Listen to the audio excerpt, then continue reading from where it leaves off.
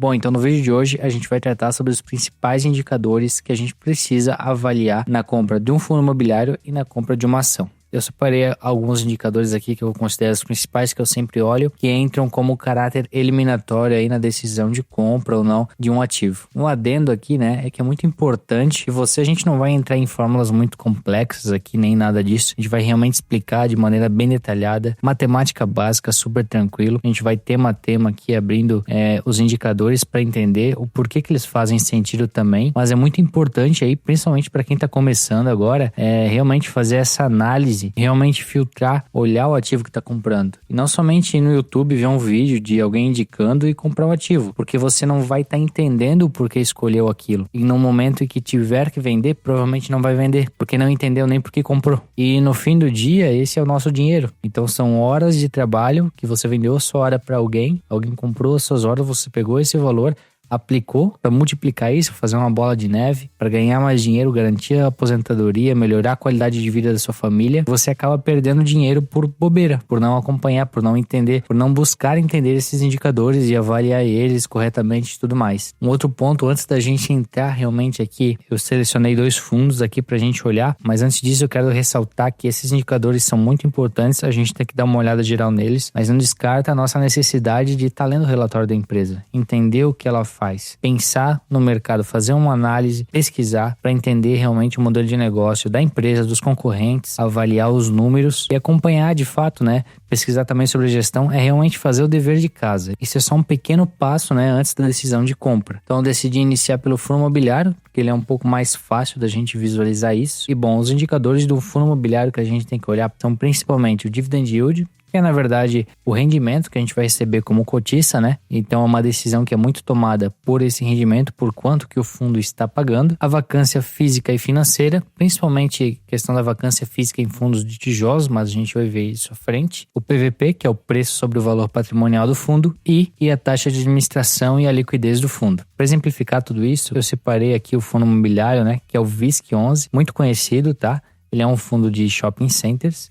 E a gente vai aqui um indicador a um para olhar. Aqui está a página inicial, né, no Investidor 10, que é a plataforma que eu utilizo. Então, cotada a 108,96, mas vamos um pouco aqui para baixo que eu já tenho todas as informações. Então, o nosso primeiro indicador aí, né, que é muito importante, é o Dividend Yield. Ele está bem aqui, né? Então, pode observar que o Dividend Yield, ele varia ano a ano. E por que o Dividend Yield varia? Bom, o Dividend Yield, basicamente, ele é calculado da seguinte forma. O editor vai colocar em algum lugar da tela aqui, tá? É o rendimento distribuído sobre o valor da cota do fundo. Então, o rendimento é distribuído por cota sobre o valor da cota. É o dividend yield. Basicamente, ele me diz o quanto que eu vou estar recebendo de provento pagando X valor. Exemplo, hoje o dividend yield do VISC11, ele está 8,87%. Então, se a minha cota custasse R$100 dentro de um ano, 12 meses, eu receberia R$ 8,87. Esse indicador é bem explícito, né? E a gente usa basicamente aí para projetar o quanto que a gente vai receber do fundo, quanto que ele está nos entregando aí de valor, botando dinheiro no nosso caixa. Lembrando que o dividend yield passado não quer dizer que ele vai pagar a mesma quantidade de dividend yield no futuro. O segundo ponto que a gente tratou dentro dos fundos imobiliários é a vacância. E a gente encontra ela bem aqui, ó. Então, veja bem, a vacância ela variou, né? Ela variou, a gente tem momentos aí em 2021 7,6, 5,7, 6,7 e hoje está em 5,5. A vacância é basicamente o quanto dos imóveis de um fundo estão vagos, né? Sem locação. E isso vai remeter pra gente aí, talvez um problema na gestão, talvez algum problema no galpão. Para isso, a gente vai ter que ler o relatório e entender o que está acontecendo, né? Pontualmente ali com o fundo. Se é uma questão de mercado, se é uma questão do fundo e tudo mais. E aí, nesse momento, a gente já faz uma ligação diretamente com os rendimentos. Porque se eu tenho uma vacância, não tem como eu estar distribuindo o rendimento daquilo que eu não estou recebendo do inquilino. No caso dos fundos de shoppings, né? Como o VISC11, até uma vacância de 10% ali, ela é aceitável. Claro que quanto menor, melhor, porém até 10% não é tão preocupante. Então ele está dentro desse valor aí. O terceiro indicador seria o P sobre VP. Então aqui também, novamente a gente tem listado aqui uma série histórica dos P sobre VPs do VISC11 e P sobre VP basicamente é preço sobre o valor patrimonial. O que isso quer dizer? Bom, quer dizer o quão caro eu estou pagando no fundo. Se esse PVP for 1, eu estou pagando R$1 para cada R$1 do patrimônio do fundo. Esse patrimônio ele é avaliado periodicamente. É feita uma análise com uma empresa terceira, né? Não são os próprios gestores, a equipe do fundo que faz ali, é contratado alguém, tudo certinho, autenticado, para avaliar o valor dos imóveis, né? No caso aqui do VISC11, seria dos imóveis que o fundo tem. E a partir disso a gente tem esse P sobre VP, né? O VP seria o valor patrimonial dele, então o valor dos ativos que ele tem. P sobre VP, se a gente for pensar por essa lógica, quanto menor, melhor. Porém, quando ele está muito baixo, ele pode indicar sim um problema aí relacionado ao fundo. E daí, novamente, a gente parte para a leitura de um relatório para entender o que estaria acontecendo. Para finalizar, então, os fundos imobiliários, a gente partir para as ações. A gente tem a taxa de administração e a liquidez. Como a liquidez já está aqui nesse relatório, eu vou falar dela primeiro. A liquidez, basicamente, ela mede a quantidade de negociações do fundo, então a liquidez é muito importante, principalmente no caso de você ter um patrimônio grande, né, que indica que você consegue vender, transformar esse ativo em dinheiro rapidamente. E a taxa de administração, a do VISC11, hoje é de 1,35% ao ano sobre o patrimônio líquido. É uma taxa que está dentro do padrão, até 1,5% ali é aceitável, porque ele é um fundo de gestão ativa, né? Se é um fundo de gestão passiva, e essa distinção eu já tratei em outros vídeos aqui, né? O que é uma gestão ativa de uma gestão passiva, essa taxa tende a ser um pouco menor na gestão passiva, justamente pelo gestor não ter que tomar tanta frente e fazer essas mudanças necessárias no fundo. Partindo agora para a segunda parte do vídeo, são os indicadores nas ações. Então, para avaliação de ações, a gente tem o PL, que é o preço sobre lucro,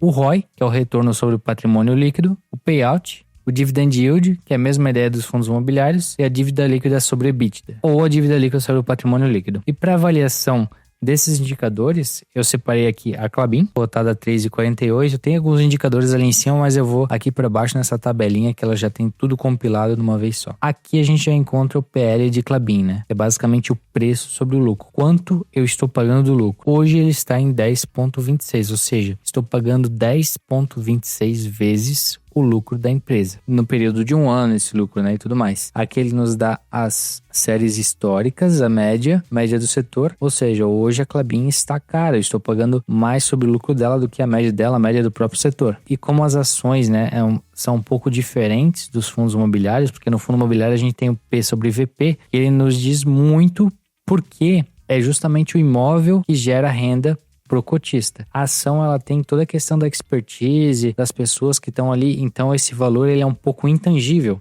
né? Pra gente estar avaliando somente em um P sobre VP. Por isso a gente faz a questão do preço teto. Eu tenho um vídeo aqui no canal da planilha de preço teto para que a gente consiga determinar o valor de uma ação, que é um pouco mais complexo do que um fundo imobiliário. O nosso segundo indicador seria o ROI. Então o ROI está aqui, né? 20,50%. O ROI, ele é o retorno sobre o patrimônio líquido da empresa. Então patrimônio líquido é tudo que a empresa consegue transformar em dinheiro rapidamente ou que já é dinheiro, está em caixa, alguma aplicação e tudo mais. Um indicador semelhante ao ROI, né? O ROI é muito importante, mas um bem semelhante que eu gosto muito também é o ROIC, que ele está aqui embaixo, né? O ROIC é o retorno sobre o investimento, sobre o valor investido. Então, basicamente, a gente pode pensar que a cada R$100 investidos, a gente tem R$9,35, né? R$9,35 de retorno para a Klabin. E no caso do ROI, para cada R$100 de patrimônio líquido da empresa, a gente tem R$20,5 de retorno. O dividend yield, que é o nosso terceiro indicador, também ele vai na mesma ideia do fundo imobiliário. Se a gente pegar aqui, eu estou abrindo a série histórica de Klabin, né? Então, ela tem anos que ela